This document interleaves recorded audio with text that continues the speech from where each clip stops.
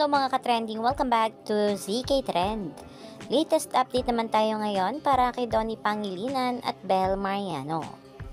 Ilang tulog na nga lang ay magganap na nga Beyond Measure a Worship Celebration at syempre kasama nga ang ating Donnie Pangilinan.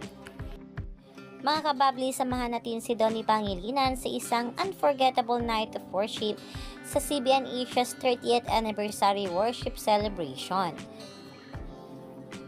Kasalukuyan na ngang nag-rehearse si Donnie kasama rin ang kanyang pinsan na si RJ De La Fuente. At talaga namang ating susuportahan at panoorin ang ating Donnie dito mga kababs. At si Bel naman ay confirm na manonood nga ng F1 Grand Prix sa Singapore. Ito ay matapos may isang netizen nga na nag-post ng larawan ni Bel na kung saan manonood rin ito ng naturang race. Yan lang muna ang update natin ngayon mga kababs. Hanggang dito na lang. Maraming salamat sa inyong panonood.